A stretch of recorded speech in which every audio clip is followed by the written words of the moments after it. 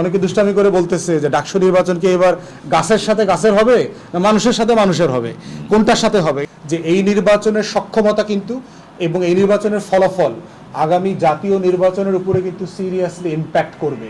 কারা জিতছে, কারা জিততেছে না, কোন কোন প্যানেল ভালো করছে, কাদেরকে ছাত্র সমাজ গ্রহণ করছে, কাদেরকে গ্রহণ করছে না। কারণ প্রায় 5 থেকে 6 কোটি তরুণ ভোটার কিন্তু এরাই, এদের জেনারেশনে কিন্তু আপনার একটু বড় 5-10 বছরের সিনিয়র জুনিয়র। অতএব ডাকসু রাকসু অথবা জাহাঙ্গীরনগর বিশ্ববিদ্যালয়ে যে তফসিল ঘোষণা করা হচ্ছে, প্রত্যেকটা নির্বাচন আগামী জাতীয় নির্বাচনের যা ডাটা মানে উপকরণ আকারে গুরুত্বপূর্ণ হিসেবে বিবেচিত হবে।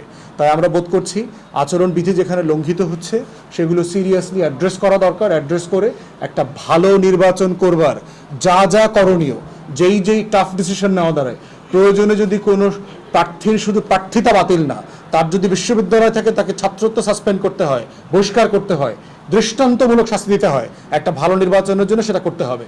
কারণ নির্বাচন হচ্ছে জাতির আস্থার প্রশ্ন, এবং এই নির্বাচন যদি ভালো না হয় জাতীয় নির্বাচনে কিন্তু ভোট দেবার আকাঙ্ক্ষা কমে যাবে।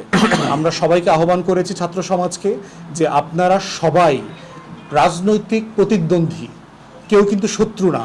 আপনারা সবাই যারা ডাকসুতে নির্বাচন করছে 24-এর গণ অভ্যুত্থানের পক্ষে শক্তি। আপনারা সবাই আওয়ামী এবং দিল্লির আধিপত্যবাদের বিরুদ্ধে, ফ্যাসিবাদের বিরুদ্ধে লড়াই করেছেন। অতএব নিজেদের ভিতরে সহনশীলতা, শ্রদ্ধা, সম্মান, এই কোড অফ কন্ডাক্টটা বজায় রাখা দরকার।